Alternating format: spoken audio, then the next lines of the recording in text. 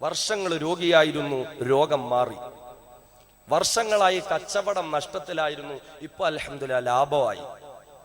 അവിടെ ഒരു വിശ്വാസിയാണെങ്കിൽ ശക്കറ, അള്ളാഹുവിന് നന്ദി രേഖപ്പെടുത്തും. 2 റക്അത്ത് നിസ്കരിക്കും, ഇല്ലെങ്കിൽ പള്ളിക്ക് വേണ്ടി ഒരു 10,000 രൂപ കൊടുക്കും, അല്ലെങ്കിൽ മദ്രസയ്ക്ക് വേണ്ടി ഒരു 50,000 രൂപ കൊടുക്കും. അള്ളാഹുവിലേക്ക് തിരിയുക, പടച്ചവന് നന്ദി രേഖപ്പെടുത്തുക. ഇതാണ് ഒരു വിശ്വാസിയുടെ ബാധ്യത. ശൈഖ് ജീലാനി തങ്ങൾ പഠിപ്പിച്ചതാ. കപ്പൽ മുങ്ങിയില്ല, സന്തോഷമാണ്, അൽഹംദുലില്ലാ, അള്ളാഹുവേ നിനക്കാണ് സർവസ്തുതി. ഞാനും നിങ്ങളും ഗൗരവമായൊന്ന് ചിന്തിച്ചേ. നമ്മുടെയൊക്കെ ജീവിതത്തിലാണെങ്കിൽ, നമ്മൾ പലരുടെയും ജീവിതത്തിലാണെങ്കിൽ, കുറെ നാളുകൾക്ക് മുമ്പ് കൊല്ലത്ത് റെയിൽവേ സ്റ്റേഷനിൽ ഞാൻ ബാംഗ്ലൂരേക്ക് പോകാനിരിക്കുമ്പോൾ ഒരു കുടുംബം, ആ കുടുംബം ഞാൻ ചോദിച്ചു, നിങ്ങൾ എവിടേക്കാണ് യാത്ര? ഞങ്ങൾ പുത്തൂരിലേക്ക് യാത്രയാവുക. അങ്ങനെ ഒരു സ്ഥലമുണ്ട്. കാര്യം എന്താ? ഒരു കുഞ്ഞ് ജനിച്ചു, അതുകൊണ്ട് അവിടെ ഒരു തൊട്ടിൽ കിട്ടാമെന്ന് നേർച്ച നേർന്നിട്ടുണ്ട്, അതിന് പോവുകയാണ്. ഒന്ന്, അഹ്ലുസുന്നത്തി വൽ ജമാഅത്തിന്റെ ആശയം അനുസരിച്ച് അങ്ങനെ ഒരു നേർച്ചയുണ്ടോ എന്നുള്ള ഒരു ചർച്ചയാ. എല്ലാം മരത്തിലും പോയി തൊട്ടിൽ കെട്ടുന്ന നേർച്ചയൊന്നും ഇസ്ലാമിലില്ല. ഞാൻ പറയും, നമ്മൾ ചിന്തിക്കുക, ഇവിടെ ആരോടാണ് നന്ദി രേഖപ്പെടുത്തുന്നത്? ഇങ്ങനെ പല തലങ്ങളുമായി നമ്മൾ ബന്ധപ്പെടുത്തുക എന്നുള്ളതേ ഉള്ളൂ. ഗൗരവമായി നമ്മൾ ചിന്തിക്കും. ഒരു സന്തോഷമുണ്ടാകുമ്പോൾ പടച്ച തമ്പുരാന് നന്ദി രേഖപ്പെടുത്തലാണ് ഒരു വിശ്വാസിയുടെ ജീവിതത്തിലെ ഏറ്റവും വലിയ അത്ഭുത സിദ്ധി എന്ന് നബി മുഹമ്മദ് മുസ്തഫ സ്വല്ലല്ലാഹു അലൈഹി വസല്ലമ തങ്ങൾ പഠിപ്പിച്ചുവെങ്കിൽ, ജീവിതത്തിൽ ഒരു സന്തോഷം വരുമ്പോൾ പടച്ച തമ്പുരാന് ശുക്ർ ചെയ്യലാണ് ജീവിതത്തിന്റെ മാർഗമെന്ന് ശൈഖ് ജീലാനി തങ്ങൾ ഉൾപ്പെടെയുള്ള മഹത്തുക്കളായ ഔലിയാക്കൾ പഠിപ്പിച്ചപ്പോൾ, നമ്മളൊക്കെ ഇന്ന് വേറെ എവിടെയാണ്? നമ്മളൊക്കെ ഇന്ന് വേറെയോ എവിടെയാണ്? ചിന്തിച്ചു നോക്കെ. രോഗമാണ്, കഷ്ടപ്പാടാണ്. ഇപ്പൊ കൈക്ക് രോഗം വന്നാൽ സ്വർണ്ണക്കൈ, വെള്ളിക്കൈ കൊടുക്കുക. ഈ ഏർപ്പാട് എവിടെ നിന്നാണ് ഇസ്ലാമിൽ ഉണ്ടായത്? ഗൗരവമായി ചിന്തിക്കുക. അജ്മീറിലൊക്കെ പോയിട്ട് കൈ കൊടുക്കുക. പല മക്ബറകളുണ്ട്. കൈ കൊടുക്കുക, കാല് കൊടുക്കുക, തല കൊടുക്കുക, ചെവി കൊടുക്കുക. നമ്മൾ ചിന്തിച്ച ഇത് എവിടെ നിന്നാണ്? ഏത് ഇസ്ലാമാണ് നമ്മെ ഇത് പഠിപ്പിച്ചത്? ഏത് ഇസ്ലാം? ഞാൻ പറയുന്നത് മുഴുവൻ കേട്ടതിന് ശേഷം മാത്രമാണ് വിലയിരുത്തൽ നടത്തേണ്ടുന്നത്. അതല്ലാതെ പകുതി മുക്കാലും കേട്ടിട്ട് പോയിട്ട് ഫിത്ന ഉണ്ടാക്കാനാണ് എങ്കിൽ പ്രയോജനമൊന്നുമില്ല. എനിക്കത് വലിയ വിഷയമല്ലാത്ത കാര്യമാണ്. ഇനിയിപ്പോ കാസർഗോഡ് മണ്ണിലേക്ക് അയാളെ കയറ്റണ്ട എന്ന് ഫത്ത് വന്നാലും അൽഹംദുലില്ലാ, അങ്ങനെ പ്രശ്നമൊന്നുമില്ല.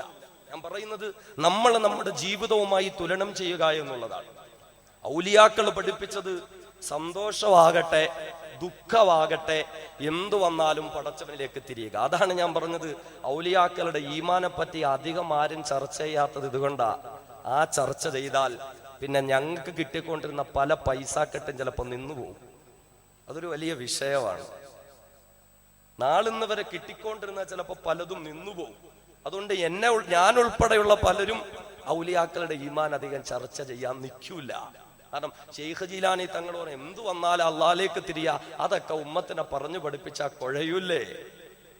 ഞാൻ പറയുന്നത് ഇങ്ങനെ സത്യസന്ധമായി നമ്മൾ തിരിച്ചറിയണം ഔലിയാക്കളെ. സത്യസന്ധമായി അള്ളാഹു തൗഫീഖ് നൽകുമാറാകട്ടെ. സുൽത്താനുൽ ഔലിയ, ഔലിയാക്കളുടെ രാജകുമാരനാ ശൈഖ് ജീലാനി തങ്ങൾ. മഹാനുഭാവന്റെ വാക്കുകളാണ് ഞാനിവിടെ ഉദ്ധരിച്ചത്. അതുകൊണ്ട് ഗൗരവമായി നമ്മൾ ചിന്തിക്കുക. ജീവിതത്തിന്റെ അവസാന കാലഘട്ടത്തിൽ മഹാനുഭാവൻ തന്റെ പ്രിയപ്പെട്ട മകന് കൊടുത്ത ഉപദേശം നമ്മുടെ ജീവിതത്തിൽ ഉണ്ടാകട്ടെ. തഖ്വയെ മുറുകെ പിടിച്ച് നിർഭയത്വത്തോടുകൂടിയുള്ള ജീവിതം ശൈഖ് ജീലാനി തങ്ങൾ പഠിപ്പിച്ചു. എന്തു വന്നാലും പടച്ചവനിലേക്ക് വക്കിലിൽ ഹവായിജ ഇലല്ലാഹ്, എന്തു വന്നാലും അല്ലാഹുവിലേക്ക്. അല്ലാഹു അല്ലാത്തവരിൽ ജീവിച്ചവരാകട്ടെ മരിച്ചവരാകട്ടെ ഒരു പ്രതീക്ഷയും വെക്കാൻ പാടില്ല. ആവശ്യങ്ങൾ മുഴുവനും അല്ലാഹുവിലേക്ക് ഏൽപ്പിക്കുക. ഇത് മഹാനായ സുൽത്താനുൽ ഔലിയ ശൈഖ് അബ്ദുൽ ഖാദിറുൽ ജീലാനി. ശൈഖ് ജീലാനി തങ്ങളുടെ പേര് പറഞ്ഞിട്ടൊന്നും ഒരു ചലനം ഇല്ലല്ലോ. നിങ്ങൾ വർഷാവർഷം മുഹീദ്ദീൻ റാത്തീബൊക്കെ നടത്തുമെന്ന് പറഞ്ഞിട്ട് ജീലാനി തങ്ങളുടെ പേര് കേട്ടിട്ടൊരു അനക്കവും ഇല്ലല്ലോ. ഇത്രയും വലിയ സദസ്സിരുന്നിട്ട് ബഹുമാനനായ സുൽത്താനുൽ ഔലിയ ശൈഖ് അബ്ദുൽ ഖാദിറുൽ ജീലാനി ഖദ്ദസല്ലാഹു സിർറഹുൽ അസീസ് മഹാനവറുകൾ പഠിപ്പിച്ച ജീവിതമാണെങ്കിൽ പഠിക്കുവിൻ, ജീവിതത്തിൽ പകർത്തുവിൻ. അല്ലാഹു റബ്ബുൽ ഇസ്സത്ത് തൗഫീഖ് നൽകുമാറാകട്ടെ.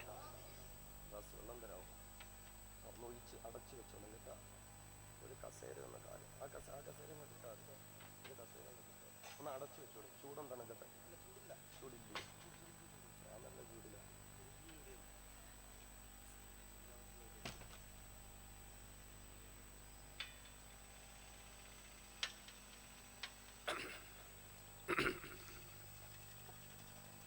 അള്ളാഹുവിന്റെ ഔലിയാക്കൾ വിശുദ്ധ ഖുർആൻ പരിചയപ്പെടുത്തി.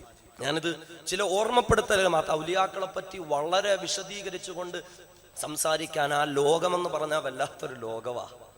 അതുകൊണ്ട് ഒരു ഓർമ്മപ്പെടുത്തലുകൾ മാത്രം നാം പഠിക്കാൻ വേണ്ടി അള്ളാഹുവിന്റെ ഔലിയാക്കളെ വിശുദ്ധ ഖുർആൻ രണ്ടാമത് പരിചയപ്പെടുത്തുകയാണ്. ഖുർആൻ പറയുകയാണ്, അല്ലാഹുവിന്റെ ഔലിയാക്കള ലാ ഇന്ന ഔലിയാ അല്ലാഹ് ലാ ഖൗഫുൻ അലൈഹിം വലാ ഹും യഹ്സനൂൻ അല്ലദീന ആമനൂ വകാനൂ യത്തഖൂൻ. ഇരുലോകത്തും യാതൊരുവിധ ഭയപ്പാടുകളും വിഷമങ്ങളും ഇല്ലാത്തവരത്രേ ഔലിയാക്കള്. അല്ലദീന ആമനൂ, യഥാർത്ഥ ഈമാനുള്ളവരത്രേ ഔലിയാക്കള്. രണ്ടാമത് ഖുർആൻ പറയുന്നു, വകാനൂ യത്തഖൂൻ, വകാനൂ യത്തഖൂൻ, യഥാർത്ഥ തഖ്വയുള്ളവരത്രേ ഔലിയാക്കള്. തഖ്വയെ മുറുകെ പിടിച്ചുകൊണ്ട് ജീവിക്കുന്നവരാണ് ഔലിയാക്കള്. തഖ്വയ്ക്ക് വിരുദ്ധമായ ഒരു പ്രവർത്തനവും ചെയ്യാത്തവരത്രേ ഔലിയാക്കള്. തഖ്വയ്ക്ക് വിരുദ്ധമായ ചിന്തകളിലേക്ക് കടക്കാത്തവരത്രേ ഔലിയാക്കള്. തഖ്വയ്ക്ക് വിരുദ്ധമായ ഒരക്ഷരം പോലും ഒഴിയാത്തവരത്രേ ഔലിയാക്കള്. അല്ലാഹുവിന്റെ ഖുർആനാണ് വകാനൂ യത്തഖൂൻ, യഥാർത്ഥ തഖ്വയുള്ളവരത്രേ ഔലിയാക്കൾ. ഇന്ന ഔലിയാഉഹു ഇല്ലൽ മുത്തഖൂൻ. ഖുർആൻ പറഞ്ഞത് തഖ്വയില്ലാത്തവർ ഔലിയാക്കളല്ല എന്നാണ്. ഔലിയാക്കളല്ല എന്ന വിശുദ്ധ ഖുർആൻ. ഹബീബായ മുത്ത പറഞ്ഞത് ഔലിയാക്കളെ തഖ്വയുള്ളവരാണ്. ഹുമുൽ മുത്തഖൂൻ അയ്യൻ കാനൂ വഹൈസു കാനൂ. എവിടെയാകട്ടെ, എപ്പോഴാകട്ടെ, ഏത് നിമിഷത്തിലാകട്ടെ, പരസ്യത്തിലാകട്ടെ, രഹസ്യത്തിലാകട്ടെ, തഖ്വയെ മുറുകെ പിടിച്ചുകൊണ്ട് ജീവിക്കുന്നവരാണ് അല്ലാഹുവിന്റെ ഔലിയാക്കളെന്ന് മുഹമ്മദ് മുസ്തഫ സ്വല്ലല്ലാഹു അലൈഹി വസല്ലം. നമ്മളൊന്ന് ചിന്തിക്കണം. അല്ലാഹ് പറയുന്നു ഔലിയാക്കൾ തഖ്വയുള്ളവരാണ്, തഖ്വയെ മുറുകെ പിടിക്കുന്നവരാണ്, തഖ്വയ്ക്ക് വിരുദ്ധമായ പ്രവർത്തനങ്ങളിലേക്ക് കടക്കാത്തവരാണ്. ഹബീബായ നബിയുനാ മുത്തുളി മുഹമ്മദ് മുസ്തഫ സ്വല്ലല്ലാഹു അലൈഹി വസല്ലമ തങ്ങൾ പറയുന്നു ഔലിയാക്കൾ തഖ്വയുള്ളവരാണ്. എവിടെയായാലും എപ്പോഴായാലും തഖ്വയെ മുറുകെ പിടിച്ച് ജീവിക്കുന്നവരാണ്.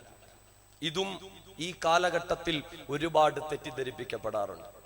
നമ്മളൊന്ന് ചിന്തിച്ചു നോക്കെ, നിസ്കാരമില്ലാത്ത എത്ര ഔലിയാക്കളുണ്ട് ഇപ്പോ? നിസ്കാരമില്ലാത്തവര്, പെണ്ണുങ്ങളെ പരസ്യമായി മുസാഫഹ ചെയ്യുന്ന, മുആനക ചെയ്യുന്ന ഔലിയാക്കള്. ഇപ്പൊ വാട്സാപ്പിൽ കൂടെ 2 വീഡിയോ കിട്ടി.